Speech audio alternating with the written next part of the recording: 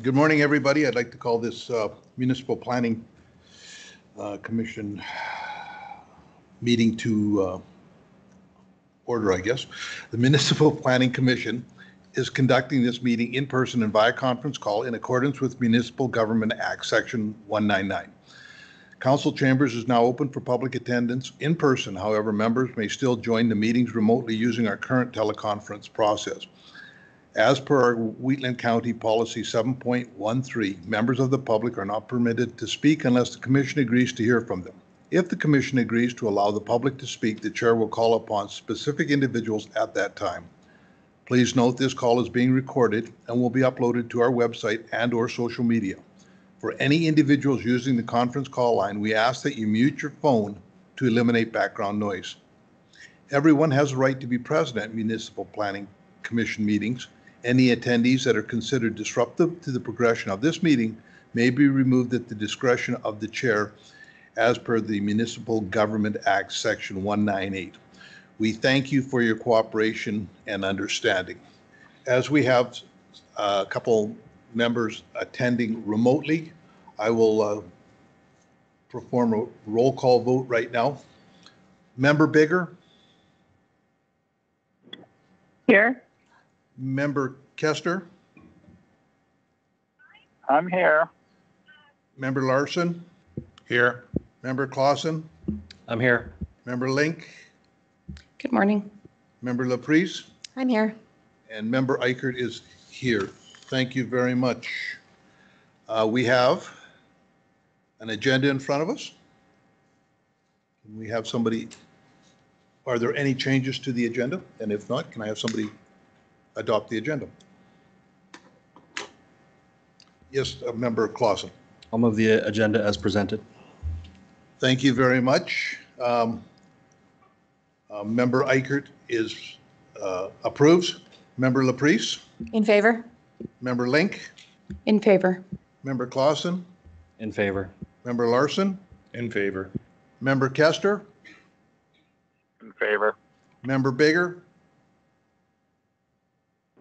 In favor. That is adopted.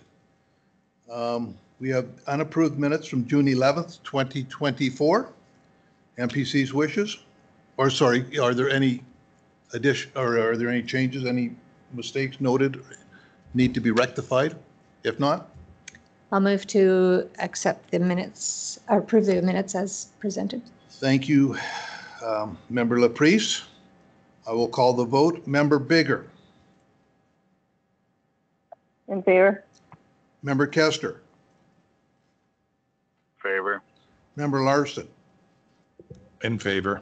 Member Clausen? In favor. Member Link? In favor. Member Laprise? In favor? And Member Eichert is in favor. Those minutes are adopted. That moves us to the development permit applications.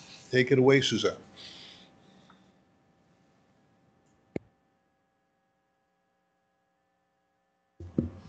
Good morning, everyone. I'm Suzanne Hayes, Development Officer with Wheatland County. I will be presenting 3 applications this morning.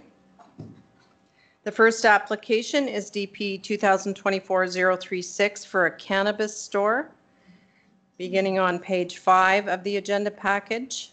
The location plan is on page 11 of the agenda package. It is located within the hamlet of Gleason, approximately 200 meters west of Haskayne Avenue, immediately northeast of the intersection of Main Street and 4th Avenue. The circulation map is on the same page. We circulated to the entire hamlet. We received 129 responses. The report says 124, but 5 came after the fact and were sent to Municipal Planning Commission members via email. Internal staff had no comments, internal staff, we have some comments. Fire services said a fire inspection is required if approved. The utilities department said this property had issues with large leaks in 2018. Currently, the water is turned off, so we are not sure if this is still a problem. The owner was supposed to call the county and request the water to be turned on once they were ready in December of 2022. and the property has quite a large amount in arrears on their tax roll as they are consistently on the utility transfer to tax batches due to non-payment. The tax department said this parcel is up for tax auction this December. It is in arrears and there is a tax lien registered against the title. We circulated to the inspections group, who is the county safety code provider, and they said, if approved, we recommend a condition that a safety codes inspection is completed to verify code compliance prior to occupancy with any necessary corrections identified. We circulated to agencies, the Alberta Gaming, Liquor and Cannabis Commission, Siksika Nation, and Galician RCMP detachment. We didn't receive any responses. On pages 13 and 14, we have some site photos. This application is for a retail cannabis store which will sell cannabis products licensed by the AGLC and cannabis consuming accessories and product packaging will be according to AGLC requirements. The anticipated customer visits will be 100 per week. Parking is available using on-street angle parking. Proposed hours are 9 a.m. to 12 a.m., 7 days per week, 365 days per year. The business will employ 3 to 4 staff members. The store is proposed to be located in an existing building. In 2022, the property had received a development permit for a vape store in the front portion of the building, but since it had not commenced operating within 12 months, the permit was canceled. The County Utilities Department has advised that the property had significant water leaks in 2018. The water is currently shut off. The owner has yet to advise the county when the water could be turned back on. Again, further due to non-payment of utility bills, the unpaid utility fees are being transferred to the tax roll, which is in arrears. These monthly charges are not related to consumption. They are flat rate fees and a levy associated with delivering water and wastewater services to the hamlet.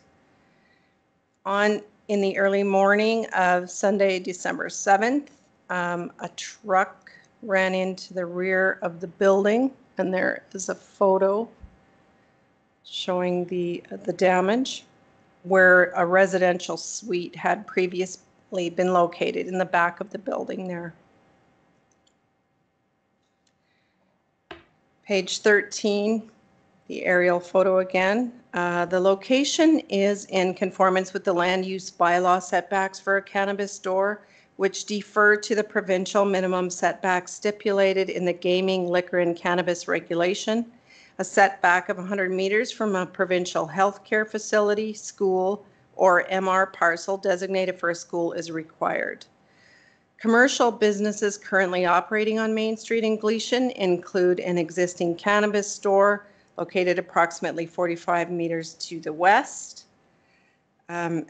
a liquor store located in a hotel directly across the street, and a grocery store located across the street and about 43 meters to the east. Recreational amenities located in proximity to the site include the public library, which is approximately 75 meters to the west, and the community hall, 90 meters to the northeast. As discussed, the application does meet the setbacks of the gaming, liquor, and cannabis regulation. The regulation does also require that the applicant obtain a development permit from the municipality prior to a license being issued by the board. The MGA stipulates the application must comply with the gaming, liquor, and cannabis regulation as well. With regards to the municipal development plan, the application was assessed specifically against Section 7, the commercial and industrial development policies, and more generally against Section 2.1, the pillars of sustainability, which provides a vision for the future of the county that encourages a strong, secure economy and the health, safety, and well-being of its residents.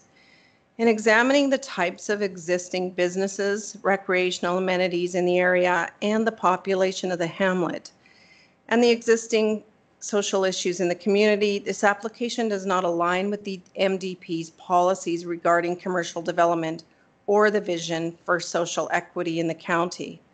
The development of an additional cannabis store seems disproportionate in the context of the broader area and will contribute to a negative cumulative impact on the community.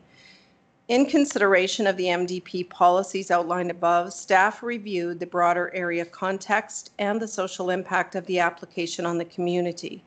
Considering the existing commercial businesses currently operating on Main Street, approval of this development permit would mean that the area would feature 4 businesses within a 45-meter radius of 4th Avenue and Main Street: a grocery store, a liquor store, the existing cannabis store, and the proposed cannabis store, if approved. Stats Canada 2021 census was reviewed. It indicated that there were 139 occupied private dwellings within Gleason, with a total population of 314. So if there were 2 cannabis stores with a population of 314, it seems disproportionate when you look at some of the other communities. For example, Strathmore, with a population of 14,400, there are 4 cannabis stores. Chestermere, 22,000 population, 3 cannabis stores. And Langdon, with 5,500 population, 1 cannabis store. Gleason is not only small in terms of population, but in area as well. This means that some of the cultural and recreational amenities within the hamlet are located in close proximity to the proposed and existing cannabis shops. These include the public library and the community hall. This is of concern as residents may be less inclined to use the facilities, decreasing their viability and the level of services that they are able to provide. In examining the types of existing businesses, recreational amenities in the area, and population of the hamlet, this application does not align with the MDP policies regarding commercial development or the vision for social equity in the county. The development of an additional cannabis store seems disproportionate in the context of the broader area and will contribute to a negative cumulative impact. Consideration should be given to the impact and additional development of this nature on the residential developments in the general vicinity of the site.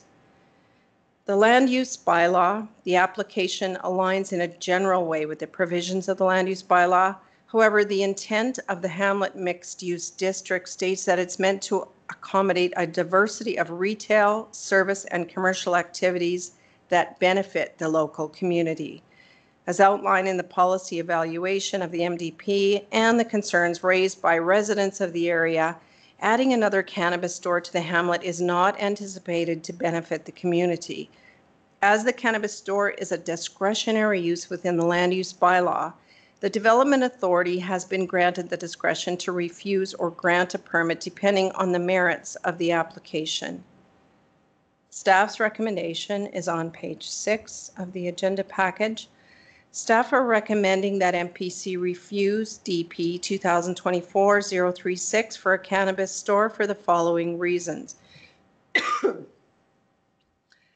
1, as per the commercial and industrial policies within the MDP, which require consideration of the broader area context when assessing commercial applications, the development of an additional cannabis store will contribute to a negative cumulative impact on the community. Number 2, the cumulative impact of adding another cannabis store does not align with the county's social vision to enhance the quality of life for residents and does not support the existing recreational amenities such as the library and community hall. It does not meet the social vision to encourage residents to interact, live, and retire in the community, as evidenced by the circulation responses. Number 3, the utility account for the property is perpetually in arrears. And number 4, the taxes for the building have not been paid and the property is scheduled for tax auction. MPC has the standard response options, which are on page, the standard 3 response options, which are on page 9 of the application package. Should MPC choose not to take staff's recommendation and to approve the application, staff have drafted some conditions for MPC's consideration. Please let me know if you'd like to see those. That concludes my presentation. Thank you. Thank you, Suzanne. Go ahead, Commissioner Member Link. I want to thank administration for the report and thank the applicant for bringing the application forward. I do want to make it clear that my position at this point on this file is not considering the allegations regarding the applicant's character, nor am I considering arguments or concerns that would limit competition in the community. I think free market drivers will sort of manage that. And I also just want to clarify that Wheatland County is developer driven. So preferences for other uses in the community would be addressed by future applicants or by entrepreneurs in the area, and that's not within the Land Use Planning Authority's purview. I do want to focus on the impact to existing land uses, specifically the library and the community center. And for me, it was the statements in the report regarding the cumulative impact that is where my concern lies. For me, I believe that creates an incompatible land use. I am also focused on the future goals of the area, and I have serious concerns that this particular discretionary use would not align with the goals of the community and the feedback that I've received from residents in my division. I'm also concerned that it would be incompatible with goals that we have with intergovernmental planning and collaboration with Siksika Nation. I recognize that we are responsible for the orderly, economic, and beneficial development of land. And by doing so, we need to balance those individual rights with the public good. For me, with this application, it's those considerations of the public good that are outweighing the rights of the individual within the application for this file. I do recognize that discretionary uses require us to give careful consideration, recognizing we've had substantial community feedback and concerns. I'm concerned that this would negatively impact the family environment that the library and the community center aim to promote. And ultimately, we need to maintain land use compatibility, and it's the proximity to those sensitive users that are the reason that I won't be supporting, or that I do support administration's recommendation to refuse DP 2024-036. And then finally, I just have a question around condition or the reasons 3 and 4. For myself, I would not necessarily support those as being part of our rationale for refusal, although I would look to administration for that. I think that those are things that could be enforced through conditions or through legislation. It does point to some concern around enforcing or aligning with other legislation, but for me, it's not a rationale with my understanding at this point for refusing the application, but I think 1 and 2 do capture. There may be some room just for some minor amendments, but I think overall, reasons 1 and 2 capture my rationale for supporting the refusal. Thank you. Thank you. So MPC's wishes. I will move the recommendation that municipal plan, well, actually, I wouldn't mind before I move, just for administration to speak to reasons 3 and 4. I'm trying to be cognizant of the relevant or, pertinent land use planning considerations. No, the reason I asked, I would like a motion before the discussion. However, because so to get in, part of the discussion is, the question is, can government legislate morality? Should government legislate morality? This, as much as I may detest the idea of a cannabis store, a legalized cannabis situation, that is out of my purview. The federal government made a decision that this product is legal. And at that point, I think we have to sort of take away from what our personal deal is and say, is this if this was a bread store and there was another bread store going in there, could we go against another bread store? It may not make any economic sense to us to put that bread store in there. I'll put a motion on the floor and then we can Yeah, okay. open debate. Okay, yeah. I don't disagree with some of your points, absolutely. I'll move the Municipal Planning Commission refuse DP 2024-036 for a cannabis store for the following reasons. And I'll include reason 1 and 2 at this point in the motion. We could contemplate an amendment after hearing from administration. So reason 1, as per the commercial and industrial policies within the municipal development plan, which require consideration of the broader area context when assessing commercial application, the development of an additional cannabis store will contribute to a negative cumulative impact on the community. And number 2, the cumulative impact of adding another cannabis store does not align with the county's social vision to enhance the quality of life for county residents and does not support the existing recreational amenities such as the library and community hall. It does not meet the social vision to encourage residents to interact, live, and retire in the community, as evidenced by the circulation responses. So that's my motion, and then I'll just speak to your comments as well and to expand on my rationale.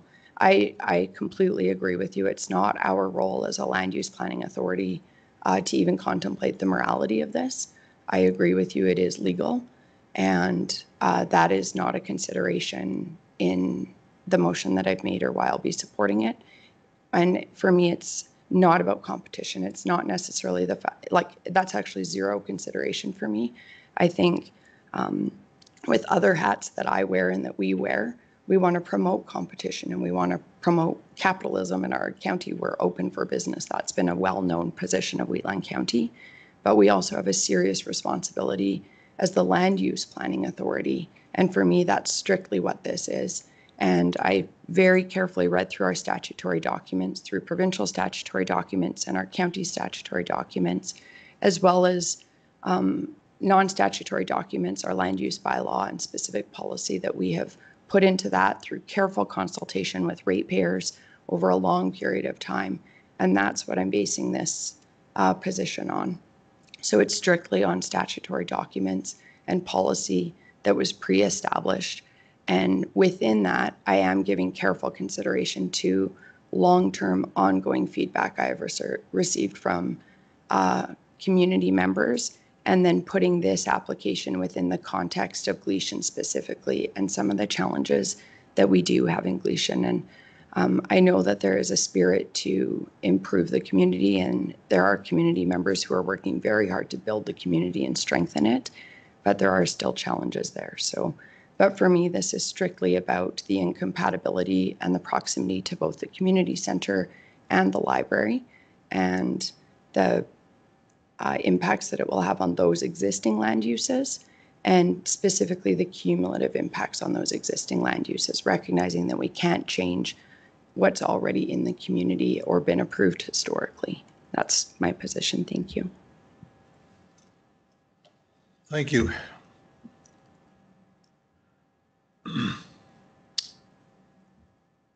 Staff, administration, you mentioned that you have conditions. And the reason I would look at approving this with very, very strict conditions is because the history that was noted in here, that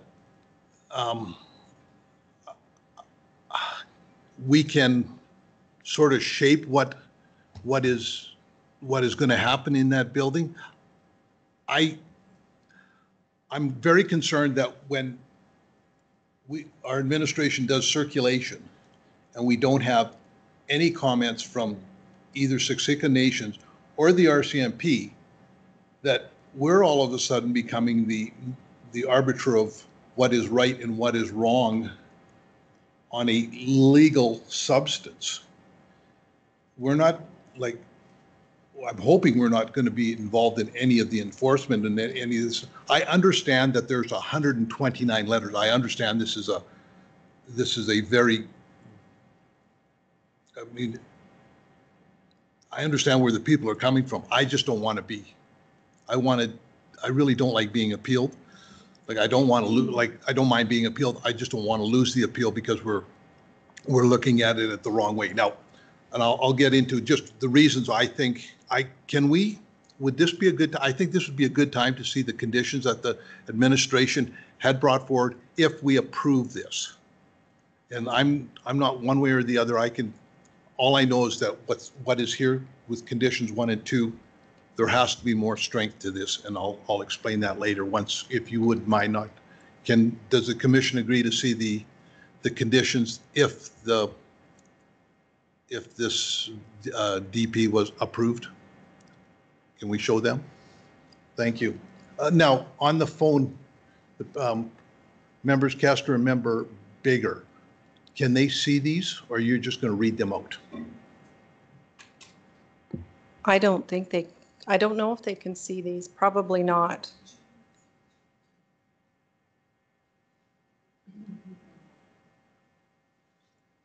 We will email them. Do you want me to read them out anyway? Or just, we're going to email them Just read them for me. Okay. Just read them for me. Okay. That Municipal Planning Commission conditionally approved DP 2024-036 for a cannabis store subject to the following conditions. The development permit has been conditionally approved for the purpose of a retail cannabis store defined as a cannabis store. No variances have been granted. Development shall proceed according to Hamlet Mixed Use District. No permanent development shall occur over any utility right-of-way or easement. Applicant shall comply with the approved application, letter of intent, and all approved plans, including approved revisions and procedures and other documentation which form the application, together with the development permit requirements, including conditions.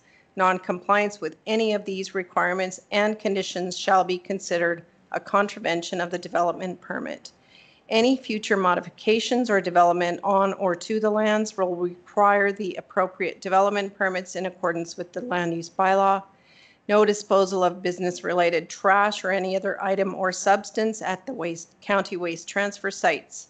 At no time shall cannabis or any related products be consumed within the cannabis store. Hours of operation to be Monday through Sunday, 10 a.m. to 10 p.m. On special occasions, 10 a.m. to midnight, such as Christmas, New Year's, statutory holidays, long weekends, or the Siksika powwow. This permit has been issued for a 2-year term expiring July 9th, 2026. And then we have some conditions that are prior to site and business occupancy. Condition 11, prior to site and business occupancy of the site and or buildings, documentation to be provided to the development officer verifying the following. A full inspection to be completed by an APEGA certified structural engineer to determine if the building is structurally stable and suitable for business occupancy. A safety codes inspection to be completed to verify code compliance and that there are no building safety issues. An inspection by a third-party industrial hygienist to identify hazardous materials or substances on site, such as, but not limited to, the presence of mold. All recommended repairs, corrections, or remedial actions identified by the inspectors outlined in clauses A, B, and C must be completed to the satisfaction of the respective professionals. All fees and costs associated with the inspections, repairs, corrections, or remedial actions identified by the inspections outlined in clauses A, B, and C shall be borne by the applicant. Prior to site and business occupancy of the site and or buildings, documentation to be provided to the development officer confirming all repairs to the leaking water pipes and or fixtures has been completed. Prior to commencing any repairs or replacement of plumbing infrastructure, the owner applicant must contact the county safety codes department to determine if a plumbing permit is required.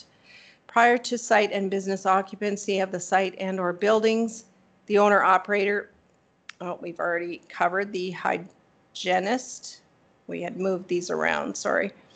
Prior to the site and business occupancy of the site and or buildings, documentation to be provided to the development officer confirming a fire inspection has been completed and complied with, and an occupancy load permit has been issued. Prior to the site and business occupancy of the site and or buildings, a crime prevention through environmental design, CPTED, audit must be completed and complied with, and prior to the site and business occupancy of the site and/or buildings, the provincial license from AGLC must be provided. Prior to the site and business occupancy of the site and/or buildings, all associated utility accounts up to and including the month in which the occupancy occurs must be paid in full. Prior to site and business occupancy of the site and/or buildings, all outstanding taxes up to and including the year in which the occupancy occurs shall be paid to the municipality. So I'm just going to get rid of this 13 because we included it in one of the bullets of condition 11.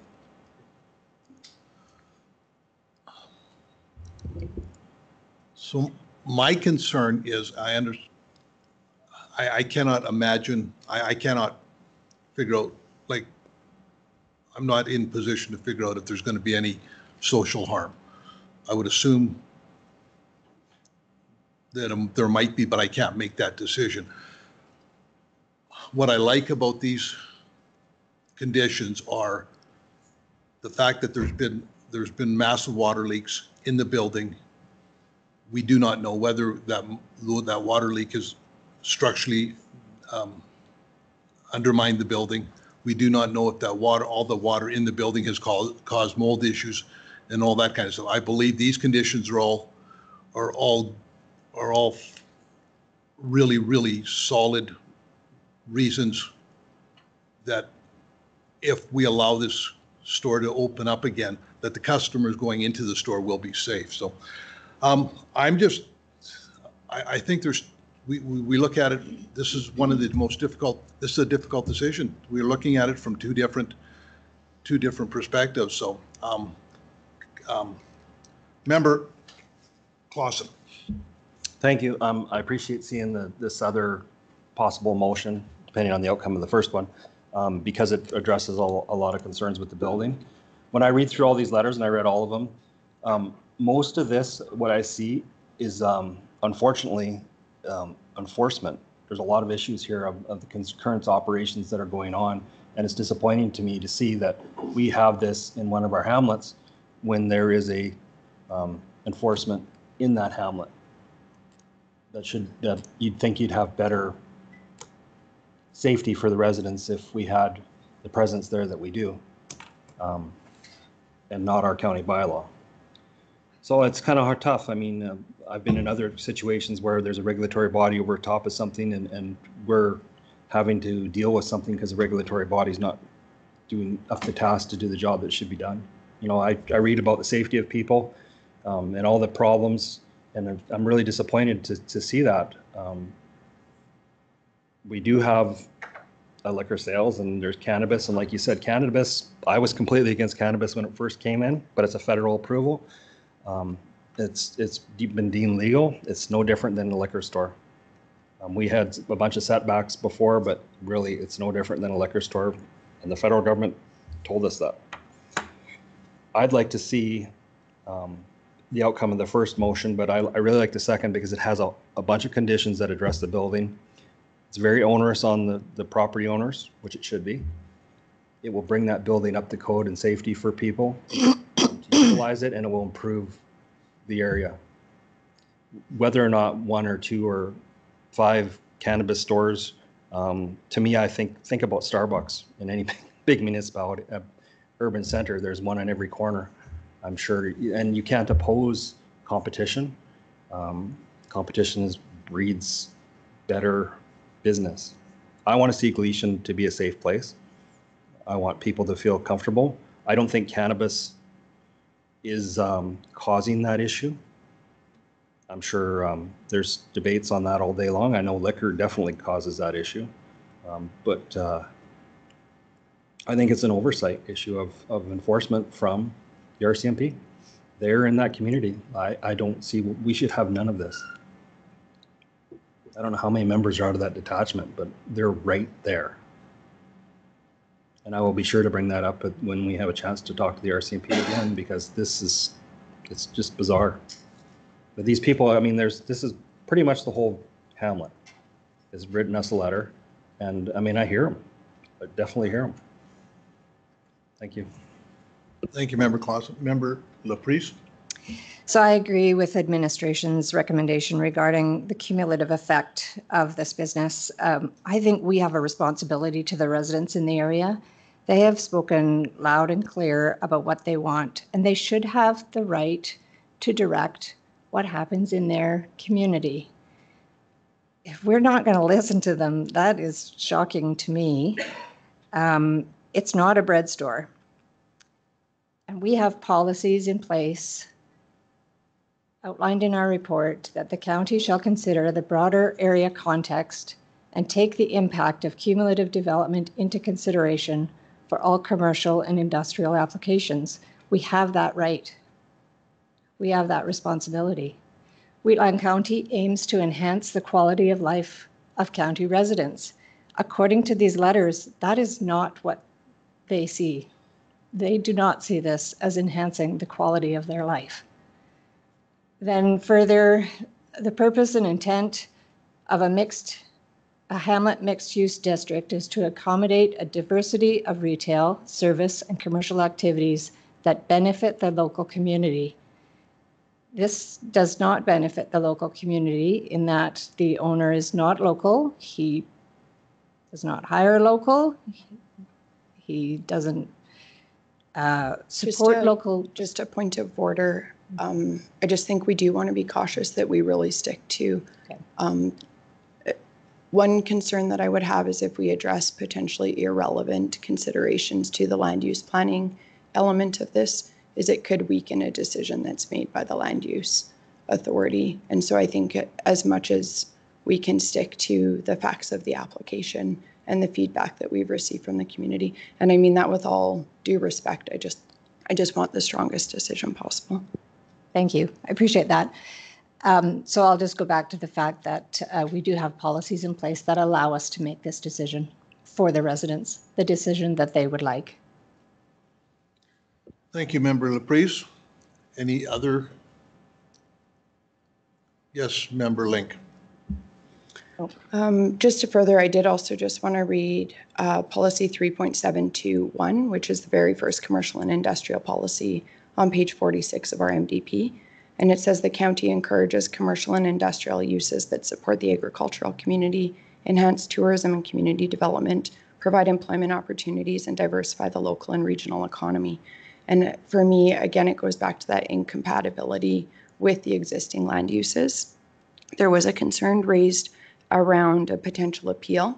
I fully support the appeal processes that are in place for all the development decisions that come before us as an MPC.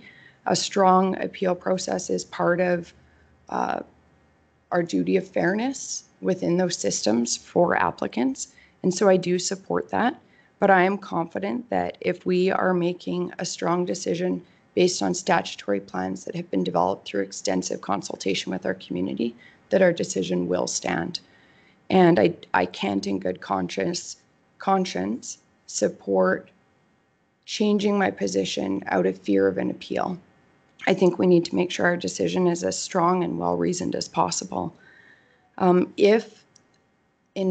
If I perceive this to be a compatible land use, I would very much appreciate the detail of the conditions that have been presented. But it's that compatibility that I agree with Member Laprise. We have a responsibility to consider as the Land Use Planning Authority prior to getting into some of the health and safety concerns for potential customers of the commercial business. Just one other note, and it's not for an MPC, but perhaps we can bring it forward to Wheatland County Council. There is that larger issue where I think we do need to work or continue work on a broader strategy to address some of the concerns in Gleason. And as you said, to work with our CMP. They've been very responsive and we've had some good meetings with them. But I obviously recognize I do hear ongoing concerns. There is finite capacity, though, too, with every enforcement agency. And we know that with Wheatland County Enforcement as well. We have finite peace officers and almost infinite at times challenges with enforcing our own bylaws. In hindsight, and this is aside from this application, we do know that there are massive challenges with enforcing challenging development. And I know I have had instances where if a particular development had not been approved initially, it could have saved significant administrative and taxpayer financial capacity to do that enforcement that is necessary. But that's sort of an aside. I'm strictly looking at what the applicant has brought forward, the compatibility of that with the existing land uses, and the feedback that we've received from the community. Thank you. So I would like to work with Siksika Nation, Chief and Council, RCMP, and our peace officers and administration in the future to address some of the other concerns that were raised. Thank you, Member Link. Member Clausen. Great discussion. Listening to this, and it comes back to a discussion I believe we had in here before was, can we say no liquor stores at all? Can we say no cannabis stores at all? And I believe we've had this discussion, and if I'm wrong, but I think it would have to be a county-wide thing if we could, and it'd be challenged. You can't just pick out one specific area where you cannot have this stuff. As much as we would like it, and I'm sure there's other municipalities in Alberta that would, the urban centers would probably have less problems if they didn't have these things there. But it's allowed, and our hands are tied with that. Or am I wrong? Well, I think we have the responsibility to. I know, but to say completely Individual that they can't have them at all, Yeah. right? I read this and I see where they're pointing to specific areas, but we don't have the power to say none at all. No, but just in this application, I wouldn't say our hands are tied.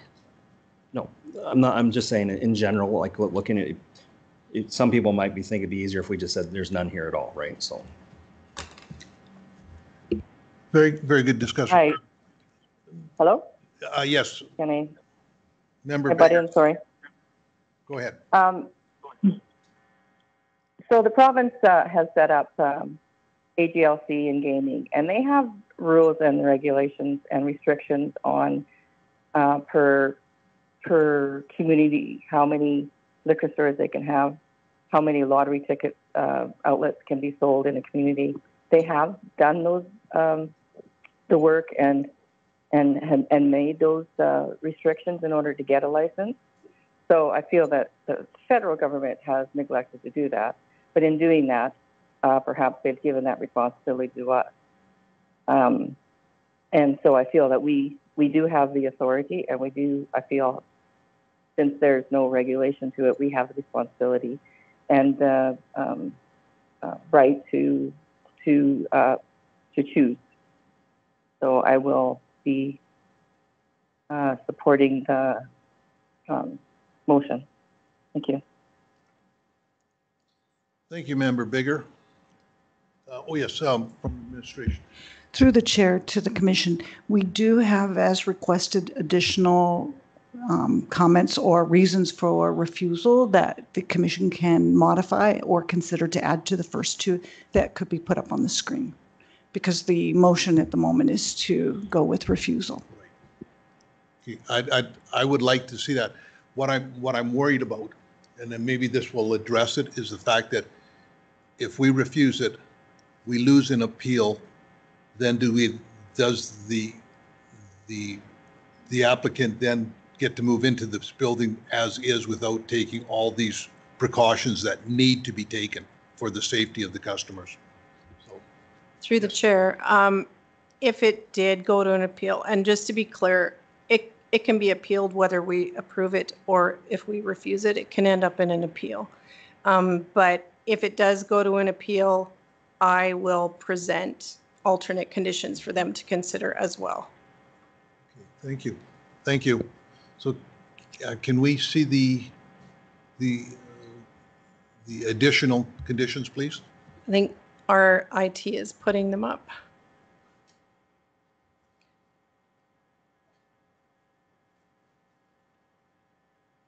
Sherry, do you want to read them?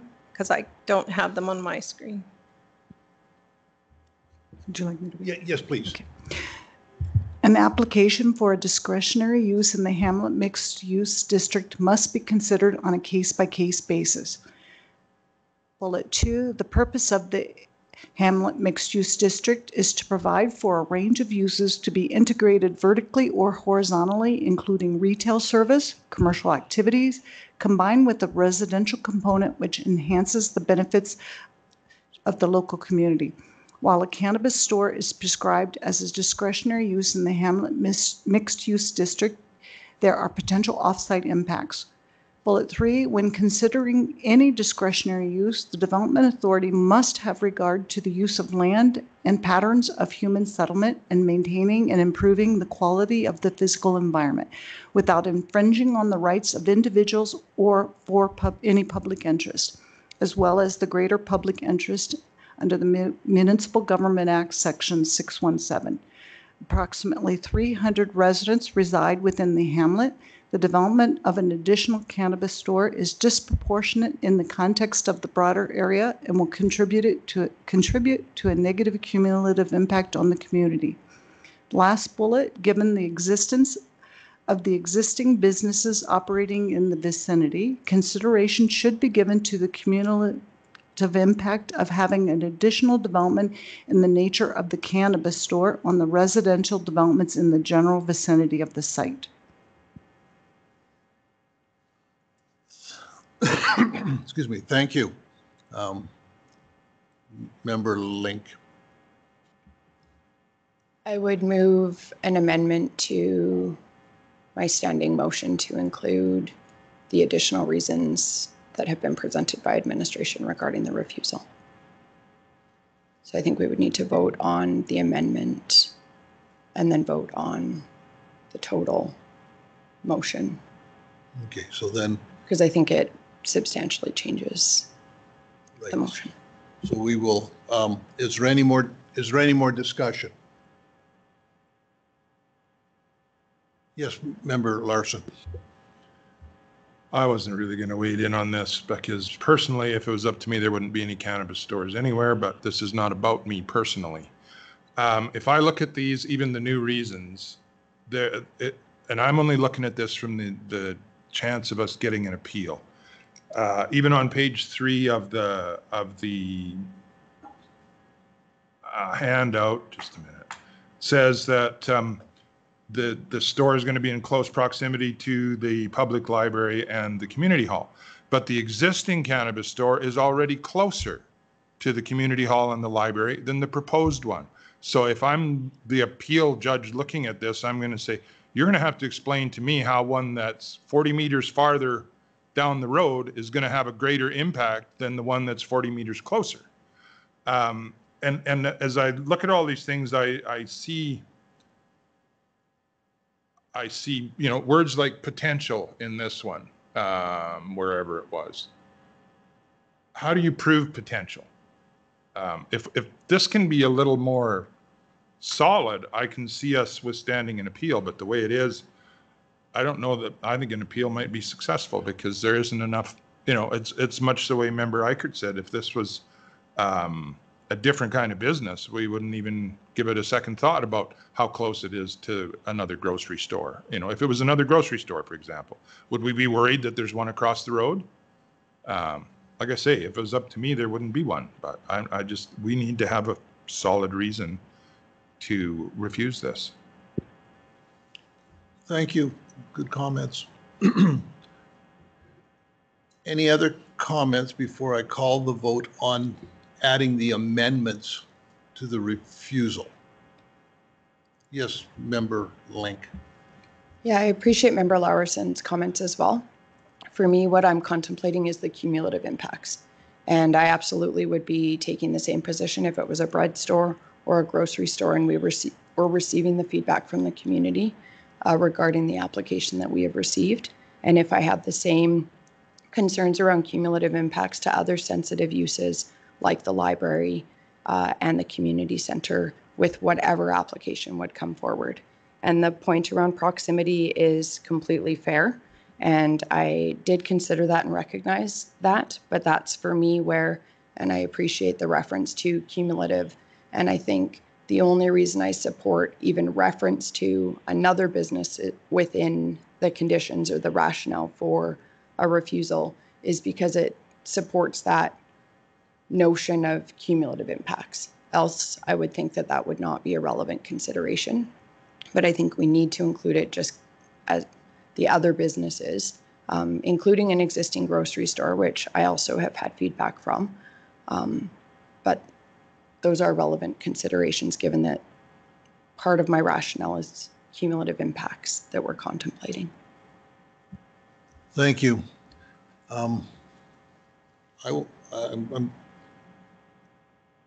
As of right now, just to state I will be voting for the amendments. I am not sure that I will be voting in favor of the refusal, but we have to, I definitely want these amendments in here just in case they, on whatever side the Municipal Planning Commission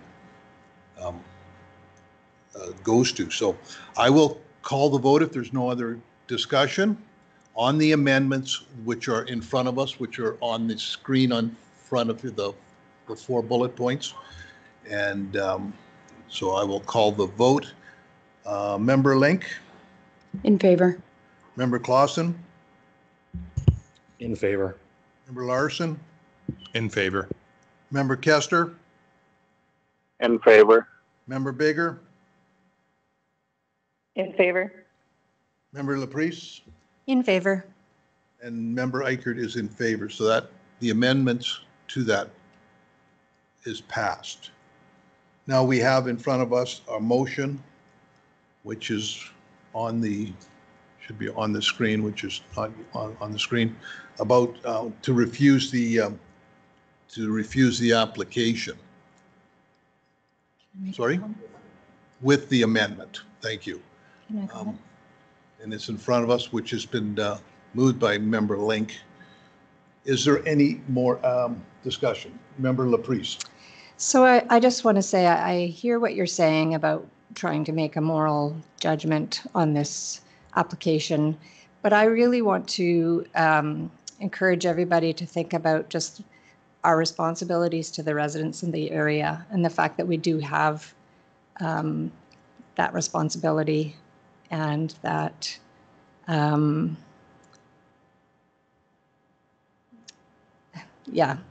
we've heard if they need to have a say in how their community is developed, and I think we need to support that. Thank you, Member Laprise. Any other discussion?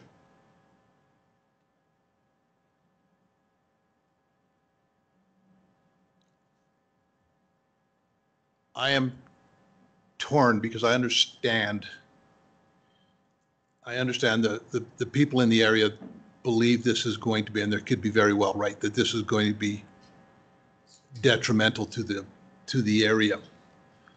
I also am under the understanding, I understand how the law sort of works, and that are we allowed, it still boils down to, and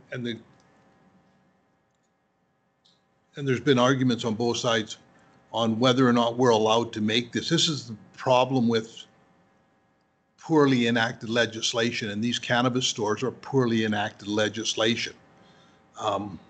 They did something that would, the federal government did something in order to garner a lot of votes, not thinking through what the effects would be to certain communities, and these effects are worse in some communities than others. There's no two ways about that.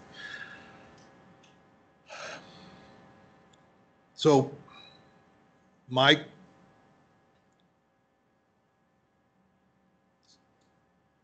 quandary is, do we refuse this? And I honestly believe that if we refuse this, this will be appealed. Are the conditions strong enough? I don't know.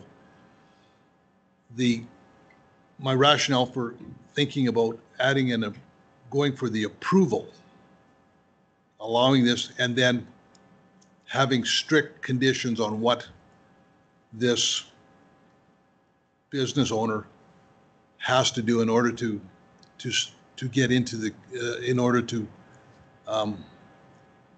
make his, in order to start his business. I've struggled with this. I struggled with this last night. I don't know, it's one of those ones that there are no right answers. There's going to be, no matter what we decide, there's going to be people that are unhappy. Member Clausen. Being that you're concerned about appeal, I'll just speak to, I've been to many of them, and they do consider the discussions that we had here, and this is being recorded, and they will review it. And I've been to a few of them. So, and it's important that we've had this discussion and the reasons why. So that will carry weight for you as well if you do decide to support this motion, just so you're aware of that. This is all the very good discussion. There's a reason we've had it. And like I said, I've been through appeals, and we do have staff that have an ability to present new stuff. We could send legal with it if we need to, which we've done before. I'm not sure, this would probably be SDAB that looks after this one. Yeah. So just so you're aware of that. And they will have the same information that we have, plus any new information, because they can look at some new stuff as well. So I'm comfortable in supporting the motion on the floor because we've had this discussion. Thank you, Member Clausen.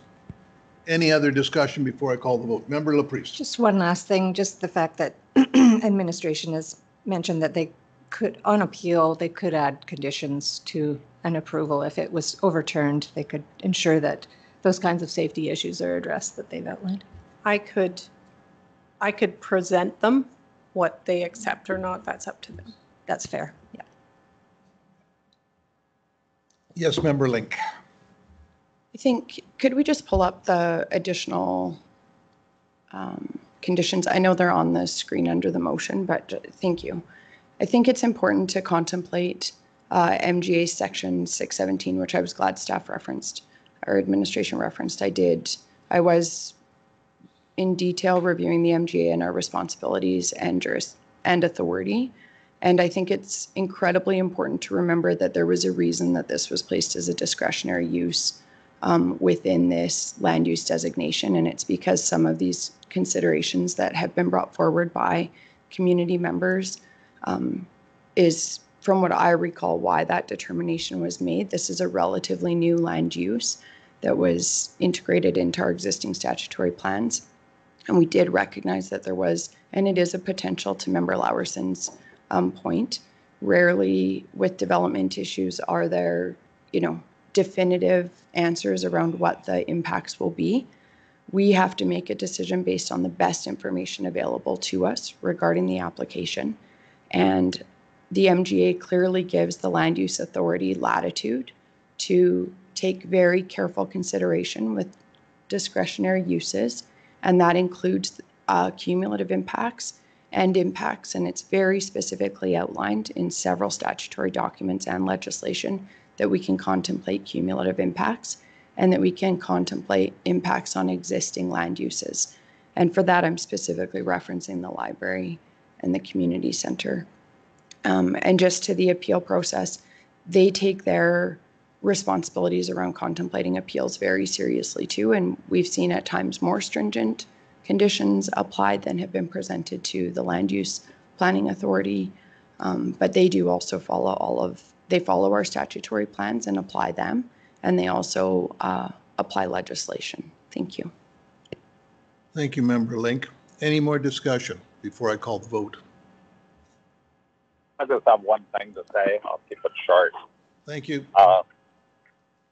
Community, with all their letters, or whatever the problem is, are having trouble coming to terms with it. And I'll use the analogy of a fire. You're having trouble with your downtown burning or smoke conditions, whatever.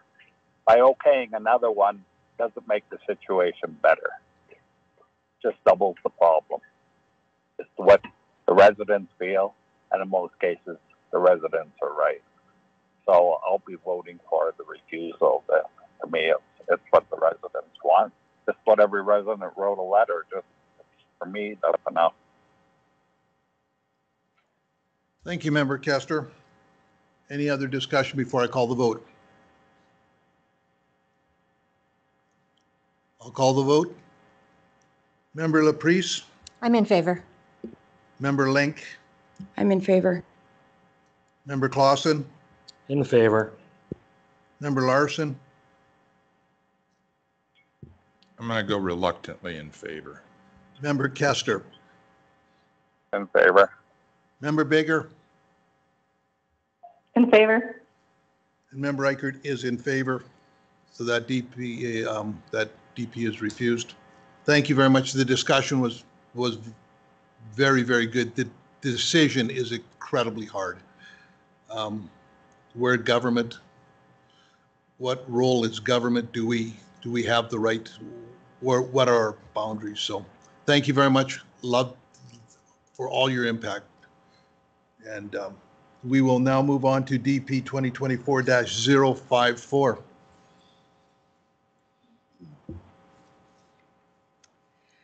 Good morning. This application is for 6 variance requests for 4 existing buildings. The location plan is on page 86. It is located approximately 2 miles east of the town of Strathmore, half a mile south of Highway 1 on the east side of Range Road 244. It's a 2.99 acre country residential parcel. The circulation map is on the same page. We circulated to adjacent landowners within 1 mile. There were no responses.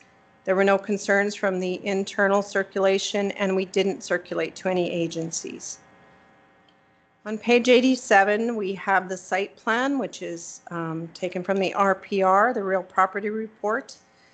A letter of compliance identified 6 areas where the 4 outbuildings did not meet the setback requirements of the land use bylaw as described below. This 1.29 meter by 1.92 meter shed here is 0.58 meters from the east property line and 0.67 meters from shed 2.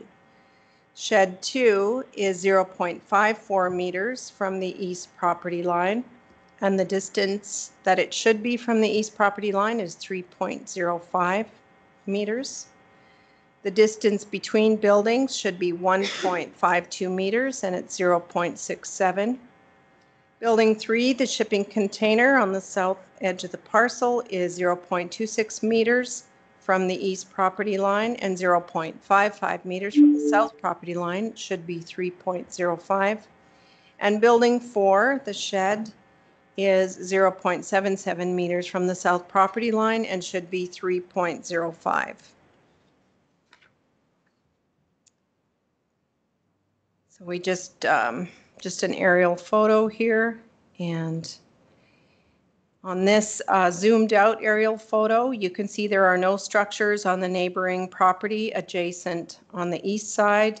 And on the south side, there's a 40-meter distance between any of these buildings and the closest structure on the adjacent parcel. In order to obtain a compliant status, the non-compliant structures may either be removed from the parcels, a permit may be issued with the requirement that the structures be moved into compliance, or the approval of a development permit with a variance may be issued. This application has been made to request the variances for the buildings. The land use bylaw variance criteria was outlined in the policy analysis section of this report, and staff's recommendation considered the land use bylaw variance criteria, the fact that no concerns were raised from surrounding landowners or fire services. So staff are of the opinion that the variance criteria has been met and has provided a recommendation on that basis. The recommendation is on page 83. Staff are recommending approval of these 6 variances for the 4 existing outbuildings, subject to the conditions as noted. Please let me know if you have questions. Thank you, Suzanne. MPC's wishes.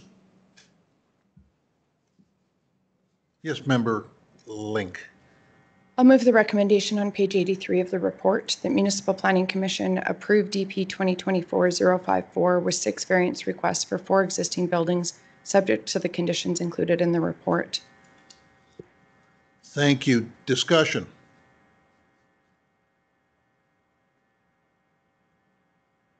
Seeing and hearing none, I will call the vote.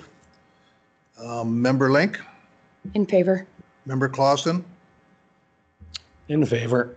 Member Larson, In favor. Member Kester, In favor. Member Baker, In favor? Member Laprise, In favor. Member Akers in favor. That is passed. We will move on to DP 2024-063. This application begins on page 89. It is for a variance request to the maximum fence height. Page 93. We've got the circulation, the location plan. It is located half a mile west of Range Road 255 on the north side of Township Road 220.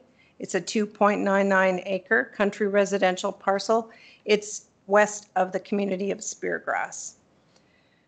We circulated to surrounding landowners within 1 mile. We didn't receive any responses, no concerns from our internal circulation, and no response from Vulcan County. Pages 94 through 96 show a site plan and some aerial photos. The application is to obtain a variance to the maximum fence height for installation of a 9-foot perimeter fence around a country residential parcel. This is to address an issue with herds of deer passing through the property, as many as 40 at a time, coming almost daily. The property owners would like to plant trees and other plantings, but the deer eat everything on the property. So as they are easily able to jump a 7-foot fence, the proposal is for an 8-foot black woven wire fence with a strand of wire above, like barbed wire, for a total height of 9 feet. Across the approach would be a 7.5-foot gate, 20 feet wide, and it would be 6 inches off the ground for a total of 8 feet.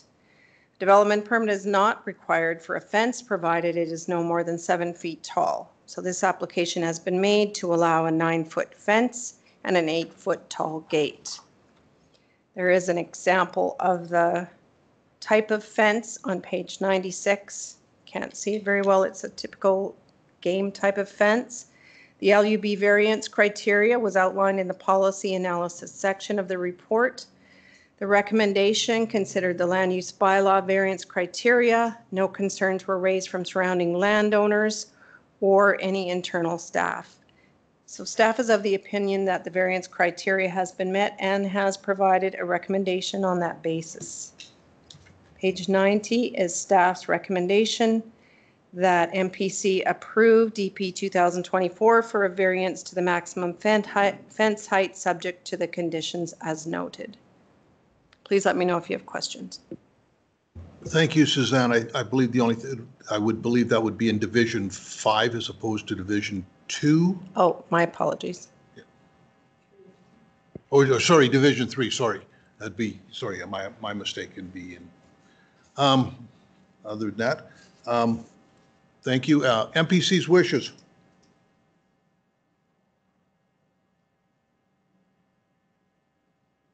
I'll move the recommendation, although I don't have it on my screen right now. Thank you very much, Member Bigger. Discussion? Yes. Yes, Member Clausen. I just had a question. For an ag parcel, is that, is there a fence requirement height? Like if this was a quarter and someone had bison or something, they still need a permit? Yeah, if it was taller than, if you're outside of the setbacks, you can have it as tall as you want, but if you're within the setbacks, we do have this same maximum height. Because I've seen lots of these fences on ag parcels around. There's some in your division from that, yeah, and there's some, I've seen it before, so I have no problem supporting it. Thank you, Member Clausen. Any other discussion? If not, I'll call the vote. Member Bigger?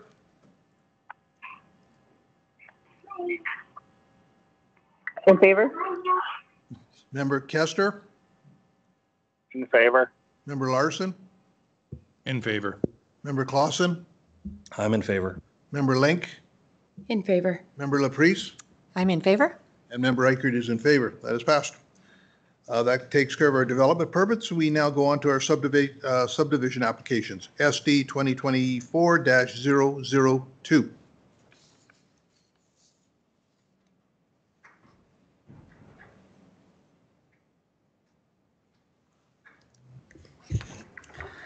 Good morning. Sherry Barr is here to present subdivision application 2024-002 on behalf of Taylor Felt with Planning and Development Services. The application is found on it starts on page 97 of the agenda package.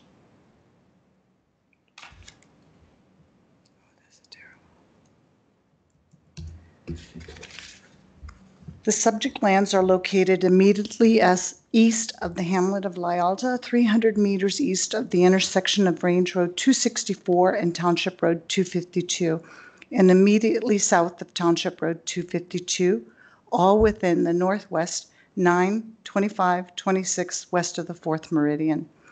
The predominant land uses in the immediate vicinity of the site include community services, hamlet residential, country residential, and agricultural uses. The Lakes of Muirfield Area Structure Plan is immediately west of Range Road 264, and the Homesteads of Lyalta ASP is immediately north of Township Road 252.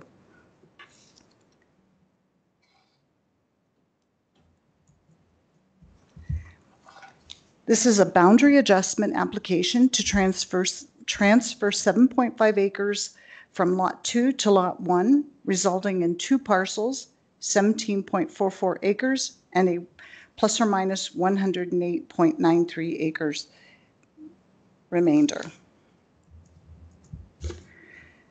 The Lyalta Community Club is located on Lot 1, which is developed with a community hall, 2 baseball diamonds, a playground, several accessory buildings, and the club wishes to acquire the additional lands to allow for the expansion of the facility and the development of an outdoor hockey rink. Lot 1 is serviced by private on-site water and wastewater systems. Access is available via existing approaches from Township Road 252 to the north. All the approaches along Township Road 252 will require inspections, which has been captured in the recommended conditions of approval. Dedication of municipal reserves was deferred at the time of the original subdivision was created, and administration is recommending that the municipal reserve requirements continue to be deferred to the future subdivision stages. Lot 2 is comprised of 3 non-contiguous pieces of land. The portion to the north of the canal is accessed by 3 existing approaches off Township Road 252 to the north.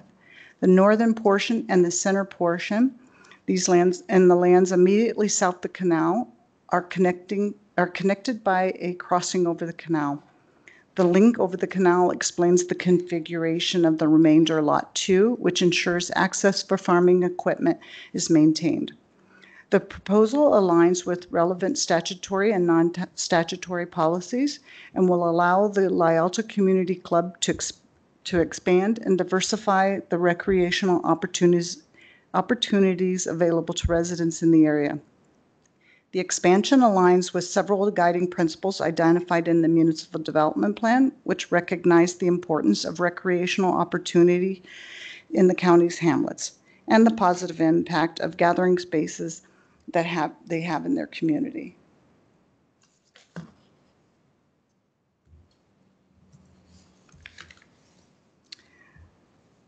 Landowners and interested parties within a 1-mile radius of the site were notified of the application, and no objections were received by the county. Administration is recommending that the Municipal Planning Commission approve subdivision application 2024-002, subject to the 5 conditions found on page 98 of the agenda package, and that concludes my presentation. Thank you, Sherry. MPC's wishes. Member Clausen. I'd like to move that the Municipal Planning Commission approves subdivision application SD 2024-002, subject to the conditions 1 through 5 on page 98 of this agenda, and I could speak to it too. Thank you very much. Discussion? Yes, Member Clausen. This is just a formality of getting the land that the groups have got together and decided and wanted to expand the community's hall land so they can do future building, which is, as you well know, Muirfield was designed as a retirement community, and that's not how it's been built out now, and there's very little recreation in that area. So it's a kind of a compromise without having to take developable land and put in park space, which we honestly wouldn't have to do, but we could do. But this is something that was been a long road to get to this point, but it's going to be better for the community. Thank you, Member Clausen. Any other discussion? If there's no other discussion, I will call the vote. Member Clausen, In favor. Member Link, In favor. Member Laprise, In favor. Member Eichert is in favor. Member Bigger, In favor? Member Kester, In favor? Member Larson. In favor. That is passed. That takes us through our agenda today. This meeting is adjourned. Thank you very, very much.